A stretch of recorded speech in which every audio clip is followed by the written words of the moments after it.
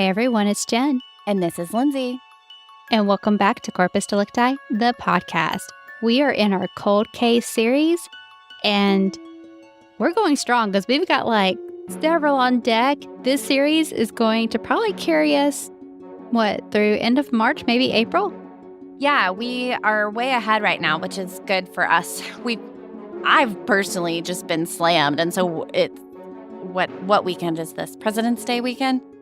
Yeah. So we're trying to cram what we can into the long weekend while we're off work to try to stay ahead. So yeah, we are in the middle of the Case Closed series about cold cases that were eventually solved. So if you're one of those people who likes a resolution, this series is for you.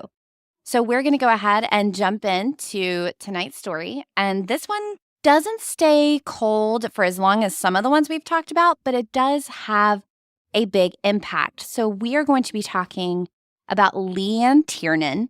She was born on September 27th, 1984 in Leeds, West Yorkshire, England, to Michael Tiernan and Sharon Hawkhead. Leanne was the youngest of two girls, and her older sister was Michelle. Her parents did separate, but they were a very close-knit family. They all spent a lot of time together and got along really well. And Leanne was described as a very happy and content child. She attended West Leeds High School and lived with her mother and sister in the close-knit town. On November 26, 2000, Leanne and her 15-year-old friend, Sarah Whitehouse, had gone Christmas shopping in Leeds city center and taken a bus home, which arrived about 4:30. It was just your typical Sunday. The girls were supposed to be home by 5. She had gone to church with her grandmother earlier that day before she went shopping with her friend. The two of them walked home from the bus stop, split at Huffley Lane, and it was only about 3/4 of a mile walk. Leanne took an unlit path through the woods. She had done this before, so it wasn't really new to her. This was something that was kind of a shortcut to get to where she was needing to go. But that night was different. It was super dark, and it would have put her through an area called Huffley Gill. When Sarah got home, she called Leanne, but Leanne wasn't home, which she thought was really odd. She should have been home by then, and she was planning to be home by dinner with her family. So Leanne's mom called her 16-year-old daughter at 5:20 to check in. So Leanne is 16, her friend was 15. The phone rang, and then it cuts off. So her mom's like, oh, is she avoiding my call? So she calls back, but after 4 rings, it stops again. Now at this point, her mom feels like something is wrong. Leanne has never done this before. If she was ever where she wasn't supposed to be or whatever, she would still at least answer her phone. And it leaves her feeling like something is off. So when Leanne wasn't home by 7, her mom called police to report her daughter missing. So she's supposed to be home at 5. By 7, she's like, okay, this is bad. But by 10 o'clock, her mom feels super hopeless. She said that 10 o'clock was typically her curfew, and if she wasn't home by 10, she wasn't coming home. So she had already called police, but by 10 o'clock, she's not feeling good about this because she did not miss curfew. So a search started, and it consists of police, friends, family, neighbors. No sign of Leanne is found. So police start going door to door, and they're pretty thorough. They go to over 1,400 homes. They're looking in sheds, garages, businesses, you name it. And they termed this the red route. So the area near where she would have gone, they say this is the route she would have taken from the bus stop to get to her home. And they went a half a mile on each side of that, and that was the red route. So anyone who was interviewed got their DNA taken. This was about 140 people. They drained a canal. They're going through drain shafts. They are really pulling out all the stops. The police are digging through trash cans. They even had the trash services stopped so they didn't potentially miss anything. They even checked the local red light areas in the event that she had been lured into sex work. Unfortunately, nothing is turning up anywhere. Investigators thought that this was such a vulnerable spot to kidnap someone because Huffley Gill is surrounded by residents on every side. In order to come out of the gill anywhere, You have to pass by houses, and yet no one in the area saw a thing. According to crimenet.org, Detective Superintendent Chris Gregg said police had received information on 2 vehicles that they were tracing. On Wednesday, the 1st of August, during the early afternoon, a couple was driving on the B6451 towards Otley when they saw a car parked on the roadside against some of the trees.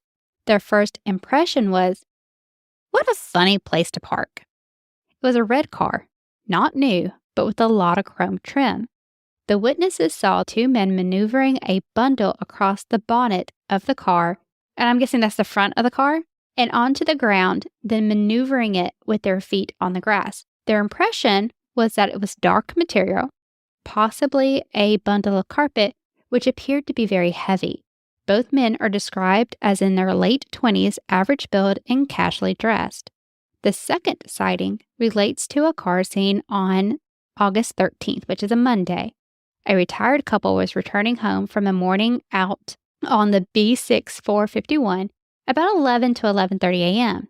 They approached the lay-by at Warren Point, and they saw a vehicle on the left-hand side of the trees. The boot of the car, which is the trunk, was open when there was a man at the back of the car reaching in and lifting something out. As they got closer, they saw a large, loose bundle of rags. The lady witness recalls that it looked like flowery curtains. She said, "I hope he isn't going to dump those in the woods." The man standing at the car turned his back to the couple. The car was described as quite large. It had 4 doors and a trunk, and there was no color or any other detail.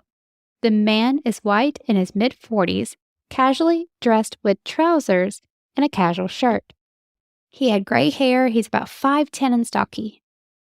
Deputy Superintendent Gregg said, "We would appeal for anyone who has suspicions about anyone relating to this case to contact us urgently. They may have vital information which could help the investigation." So throughout the course of the investigation, they've got these 2 cars that they're looking into. That's really the biggest thing they have at this point. Well, they are also tracing Leanne's phone, and they learned that her phone had been turned off, but it was turned on very briefly again on November 27th of 2000, before then being turned off again. So the phone is somewhere out there, and someone has it because it was turned back on for a little blip of time before being turned off again. And that's a day after. So then on December 3rd of 2000, they recreate the last time Leanne was seen. So Leanne's 15-year-old friend Sarah and her sister Michelle help. They're going to recreate it, and they're hoping that this is going to help jog someone's memory. So Michelle, her older sister, puts on similar clothing to what Leanne was wearing. She wore a dark sweatshirt, black pants, just like Leanne had been, and she even wore an eyebrow ring like Leanne. And a 10,000-pound reward was offered by a local businessman. And he put this reward forward because it's coming up on Christmas time. And he says he's sitting there wrapping presents for his kids, ready to experience the joy of Christmas. And then there's this family out here who's suffering. They don't know where their daughter is. So he put forward this reward. Meanwhile, her picture is being put up everywhere. It's being put in local stores. And it sounds like they're really trying here. I mean, they're searching, they're taking DNA, they're recreating the crime scene. They're doing everything within their power. It's just not providing anything useful at this point. Now, all this did lead to some reports and sightings, but nothing that could actually be substantiated. 9 months go by with nothing useful, no real clues, no credible sightings, no major leads. The closest thing that they've got is a composite sketch of a man that was seen walking a dog in the area shortly before Leanne went missing. Now, this sketch has a man who's 5'8", stocky, a round reddish face with possible scars, wearing a black wool hat, a 3/4 length waterproof jacket, and dirty jeans. And they're like, look, we don't know who this guy is. He was seen in the area. Maybe he saw something. And that's all they've got. They put that out to the public, but that's it. In fact, at this point, they can't even be 100% sure that she didn't just run away because there's no body. She's just vanished into thin air. Her grandmother did not think this was possible, saying that Leanne could not keep a secret. And if she was going to do something like that, she would have told someone something. But almost 9 months later, on August 20th, 2001, a man named Mark Bison was out walking his 2 dogs in the woods when he came across a deceased person. It was found at a quote-unquote beauty spot. It's kind of like a scenic area where you can go and have a really good view. At first, he thought it was a package, but it seemed very out of place, so he went over. But there was a shallow grave dug around it, and that's when he knew something was wrong. He had to stay there when he called police, since he was the one who did find it, and they opened the bag and they saw a sock, and they knew it was a body. They had been wrapped inside 9 green plastic trash bags, which were tied with twine. There was a black trash bag secured with a leather dog collar around her head. The body was placed in a pastel floral duvet cover. Now, the duvet was reversible. It was made of cotton and polyester, and it had plastic studs on the bottom, and it was possibly around 20 years old. The floral pattern had individual flowers that were set up in rows, surrounded by a floral border with 4 bows in a pattern called eternity bows. The other side was the same, but without the border or bows. Cable ties had been used to strangle the person and were more around her hands. There was also a dark scarf wrapped around her neck. The hair was in a ponytail, and the band and the hair clips looked to be the same ones Leanne was wearing at the time that she went missing. So why hasn't she been found before if this was a quote-unquote beauty spot? Now, the man that found the body said that he was in the park 3 months ago, and he was certain this wasn't there then. So maybe it was recently placed there. So they used fingerprints, and the body was identified as that of Leanne Tiernan, unfortunately. And we're going to pause for just a moment and talk about Leanne. And at her funeral, it was said, quote, Leanne was a normal, happy, fun-loving teenager, half child, half young lady. She loved to spend time with her grandma and granddad, enjoyed walking to church on Sunday mornings. One of her uncles still called her his chocolate chip niece because of her love of chocolate. She was a special member of the church family. Whether you knew her as a daughter, granddaughter, sister, or niece, she was always a friend. And her mother said that she was happy, confident, and streetwise. She was very thoughtful. She knew all of her friends' birthdays. She would keep track of all that. She would get them gifts, and she wanted to pick it out herself. She always put her friends first. She was very easy to get along with. She liked to party and dance, and she was great with kids. So we're going to find out more about what the police find in their evidence and how they solved this case when we get back from the break. Welcome back, and let's talk about what they found. She was actually found incredibly close to where another murder victim had been found in 1992. And what's interesting is the decomposition, it doesn't match. Remember, it's been 9 months. Experts thought that she had to have been kept somewhere in the cold until somewhat recently, perhaps up until a few weeks. But now they have something to work with. For one, there's the collar, there's garbage bags, there's zip ties, but we're going to come back to that. They're going to find a hair in the scarf that didn't belong to Leanne.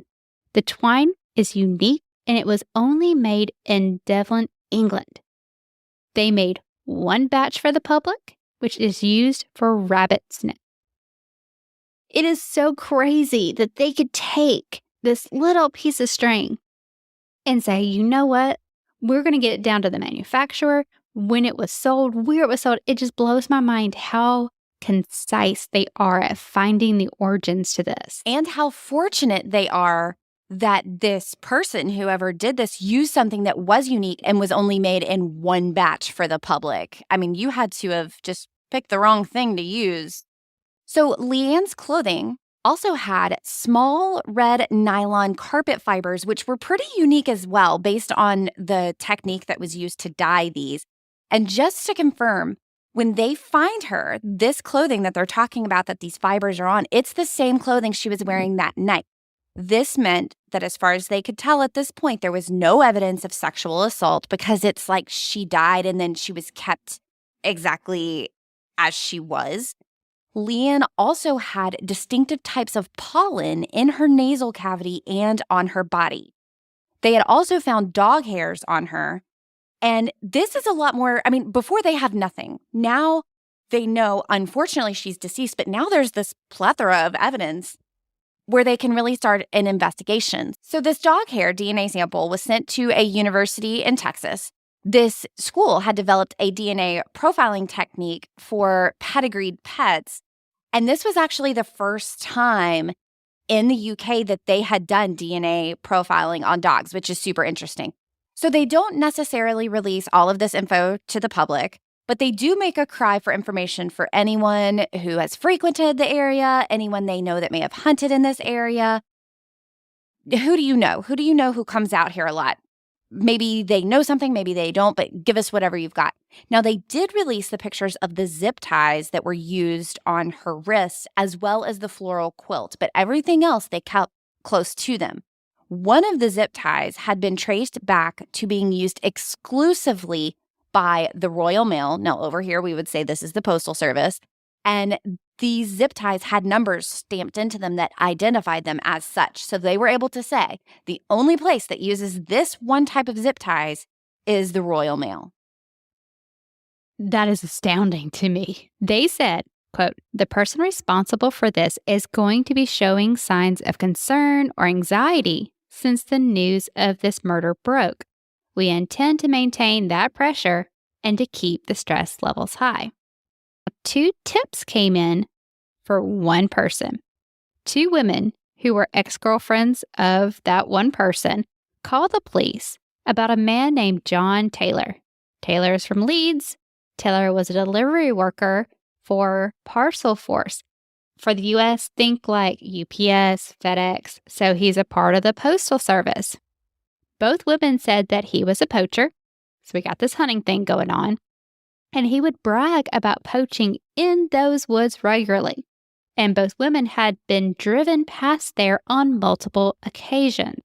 Again, if you are going to commit a crime, you be super, super nice to everyone that day henceforth. So it's an interesting lead, right? Because you have 2 ex-girlfriends pretty much ratting you out. And he's put onto the list of 200 other people that they have to rule out. Now, 200 other people, I would think this dude would go to the very top of that list. So remember the dog collar? Well, he was, quote unquote, a pet man. That's what people called him because he had so many.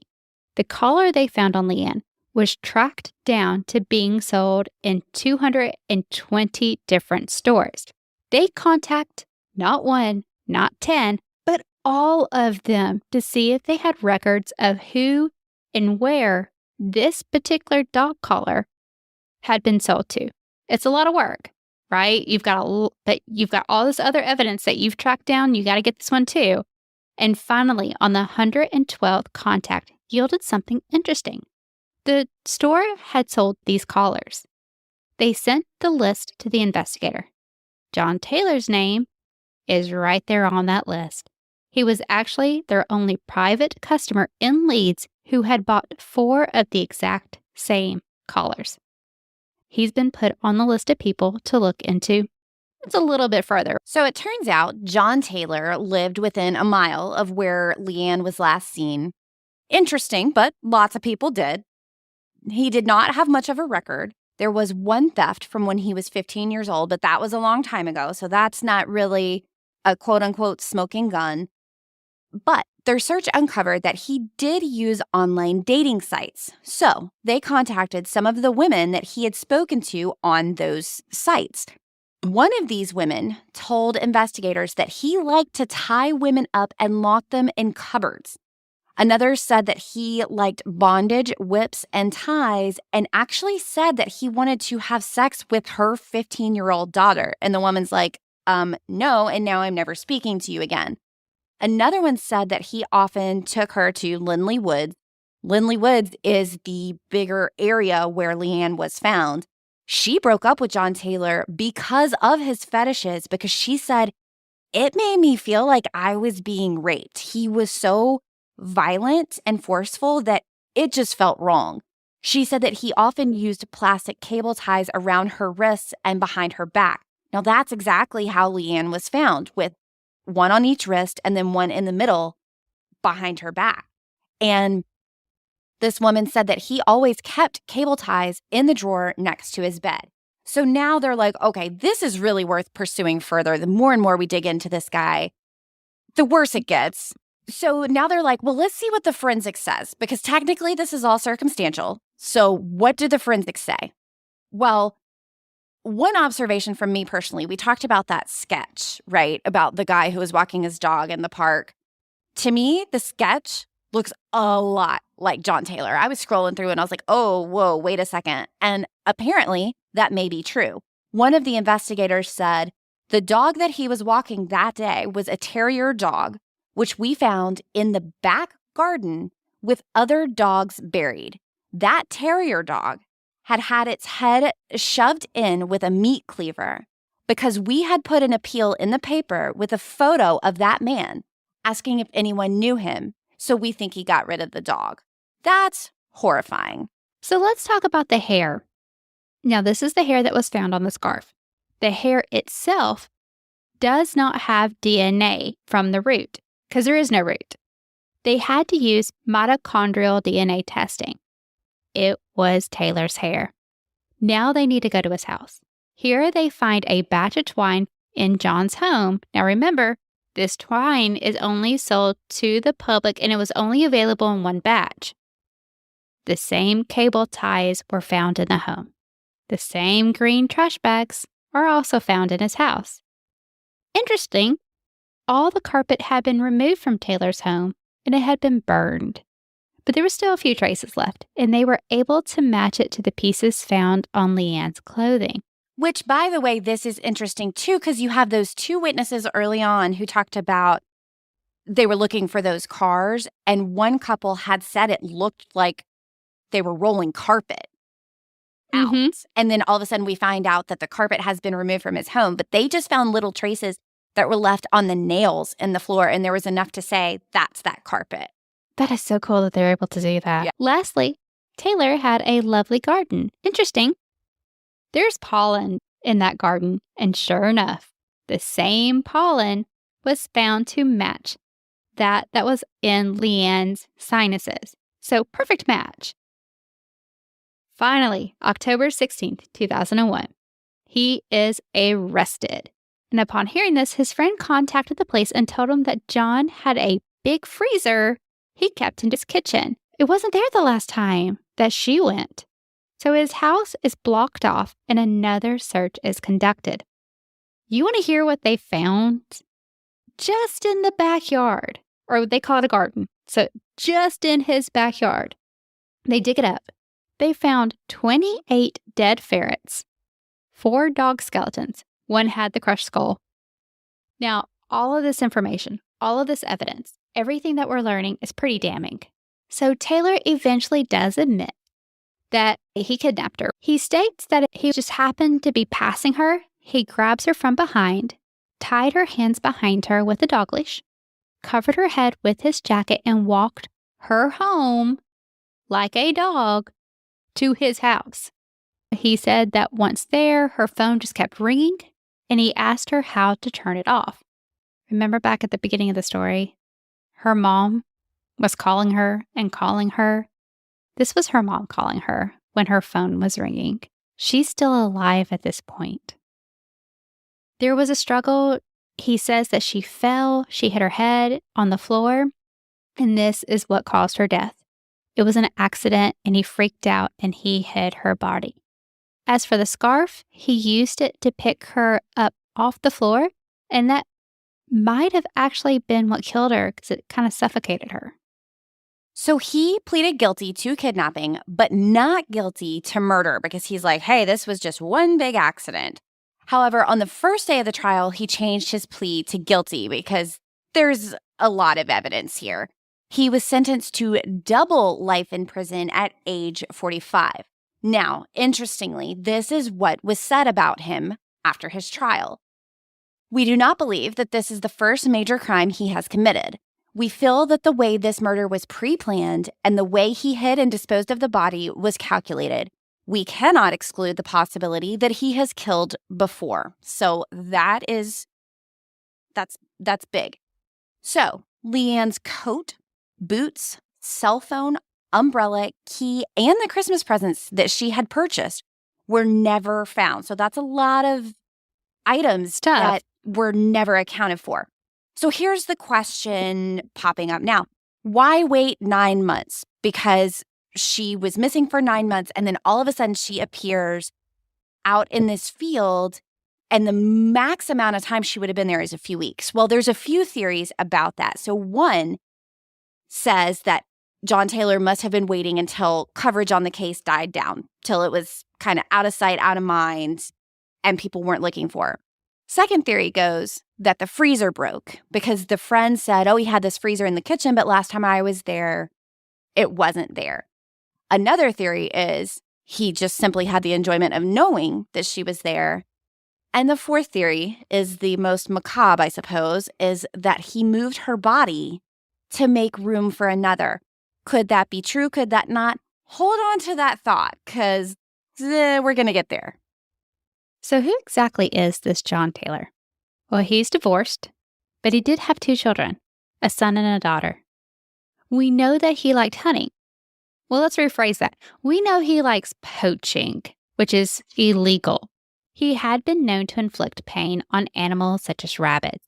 He had been seen stabbing a fox repeatedly. Now, this was under the guise of poaching. People who went with him saw this, that he would strangle the rabbits, and he'd skin a sheep in his bathtub while it was still alive. That's not normal. That's not hunting and poaching. That's just creepy. He had a fascination with firearms. His neighbors said, oh, he just seems normal. Again, you don't know what happens behind people's closed doors. We talked about this in the last episode. Oh, he's such a nice guy. He wouldn't do this. So investigators determined that he would often travel across the country to meet people on dating sites. So they think that this wasn't the first time, right? This leads to several cold cases being reopened. We're talking about murders along with rapes. Now they go back to his house and they're just removing floorboards. They're looking for DNA. They're ripping this house apart. So they actually find a woman's necklace in this second search. It's in the trunk of his car, the trunk, mind you. Unfortunately, there was no DNA on the necklace, so they have no idea who it belonged to. It did not seem to be Leanne's because they asked the family, which means it was someone else's in the trunk again, mind you. And they were able to take DNA from Leanne's case and match it up against some of these other cases that they're now reopening because they're saying, hey, let's look at him for some of these other things. And bingo, they find some. So he is faced with DNA evidence now. And John Taylor admitted to 2 other rapes. Now, not at first. At first, he tries to deny it. But finally, he's like, nope, y'all have got the DNA. There's no point. I'm already in prison. Might as well. So one of these happened in October of 1988 and one in March of 1999. Yes, you heard that right. One in 1988. That was a long time ago. This dates back a long way. So if all this is happening to Leanne in 2000, and the first time now they know is in 1988, there's another in 1999, there's probably some other stuff mixed in there. So one of these rapes occurred in the same place that Leanne was found in Huffley Gill. The second instance, he actually broke into her house. This victim's daughter was home, and he told this victim that he had done this before to other women too. Both of these times he was wearing a mask and he had a knife. So what else happened in between that time? Because you don't just go from 1988 to 1999 and 2000. What else happened in between there? He did receive 2 more life sentences for those 2 rapes, which is interesting because they're given life sentences for rape over there, which is good for them. He was questioned for at least 4 more unsolved murders over 20 years. Yvonne Fitt murdered in 1992. Now, she's a sex worker, and she was the one who was found within 100 yards of where Leanne was found. She was in a shallow grave. She died of multiple stab wounds, and she had been last seen at the Social Security office in January of 1992 and was found 8 months later. So we are seeing a few similarities here, right? Near the same place within just 100 yards. And she was Now- missing for 8 months, whereas Leanne was missing for 9 months. Now, don't know if that's related or not, but it is interesting. And in 1996, a fire had started nearby. When they went to put out the fire, they found a deceased woman, Deborah Woods. Now, Deborah was covered in bags and a comforter, so really close to how Leanne was found. She had seemed to have been frozen as well. Again, same type of MO, and she had been burned along with any evidence. Convicted of that, completely our speculation. Well, It's because there was pretty- no evidence, but they were able to tell by what was not burned that there were trash bags, there was a comforter, and it seemed as if she had been kept in some sort of cold storage for a while. That's a lot of frickin' coincidences. We have another one now. Vicky Glass. Vicky's 21, and she was last seen outside the Shipmate pub in September of 2000. She was found 6 weeks later, only 3 weeks before Leanne went missing. Lindsay Reimer was 13, and this poor little girl disappeared in November of 1994. Her body was at the bottom of a canal 5 months later, and she had been strangled. He is also identified as a suspect in the attempted murder of a 27-year-old Glasgow sex worker in July 2000. He has not been charged with any of these, but he does sure fit the bill. I mean, they're looking at him going, all of these cannot be just so coincidental. There's so many similarities between these ladies. Well, the Deborah Woods situation to me is like, okay, come on. Now, I know they can't do anything with it if there's no evidence because the place was set on fire. Now, what I do find interesting is that was in 1996. And unfortunately, Leanne was murdered in 2000. So let's just work under the assumption for just a moment that he did murder Deborah Woods as well. He set the building on fire to try to dispose of the evidence, whereas with Leanne, he didn't. And it seemed like it was a lot more haphazard, just kind of he put her in a shallow grave. Now, there is one theory that I saw online that said that the way that shallow grave was dug seemed very incomplete. And the theory was that he was potentially interrupted or thought he might have been, like he heard maybe an animal in the woods and thought someone was coming and stopped. So I don't know if that has something to do with it, but my gosh, bags, comforter, potentially frozen, that's oddly specific. And only when he got rid of his freezer. Yeah. Like as it broke down, I mean, I am so glad this guy is never getting out of jail. Well, looking on the bright side, because this story is absolutely horrifying, they were able to give 2 rape victims closure and saying, we caught this guy. He can't hurt anyone else now. I worry that there's a lot of time unaccounted for in between. And I think there's the potential that he harmed a lot more people. But at the very least, at least 2 people did get some sense of closure and justice out of it. All right, guys, that wraps up this story for this week. And don't forget, if you are following us on YouTube, on your screen right now is the Road to Redemption clemency request for Rocky Myers. Just scan that QR code and it's going to take you to our series dedicated just for Rocky. There's 5 episodes. There's also letter templates that you can fill out and send to the governor of Alabama. Now, we do not believe Rocky is guilty. We believe that Neither does your cat. neither does, because there are so many things, the timeline, the evidence, it all points somewhere else. The cat has Yeah. things to say about this. She does. Say it, kitty. Say free Rocky. She's like, no, just pet me. She's When on we our were side, out- though. I promise. She thinks she's a dog. No, you can't get on my keyboard. We've gone over that. And she's back. Keep pushing. This is my podcast now. My podcast. P-A, get it? Yeah. And she's a podcatter. All right, I'm done. I'm fired. I can't. No, you edit. You can't be fired. You're a key personnel in this company. On that note, today, this episode should be coming out on February 28th, which, if all is according to plan, it's the 19th right now as we're recording this. But if this is the case, tonight, the 28th, Tuesday, 7 p.m. Central, is the Patreon live event for February. If you are a Patreon member, you get to hang out with us for an hour. We do 30 minutes of a story, 30 minutes of chilling. You can stay for all, some, or none, preferably all. $3 and up on Patreon gets you access to the Discord server. $10 gets you a quarterly gift from us. Everyone on there gets ad-free episodes. They're released early when possible. That's patreon.com/Corpus Delicti. And if you hop over to our YouTube page, you will see the link Oh, yeah, there you go. displaying now. Yeah. I kind of, You're smart. I sneaked that in. And don't forget, we have a live show full of fun special guests. It's a panel. That's coming up May 6th, and that's going to be at the Wild Roast Cafe.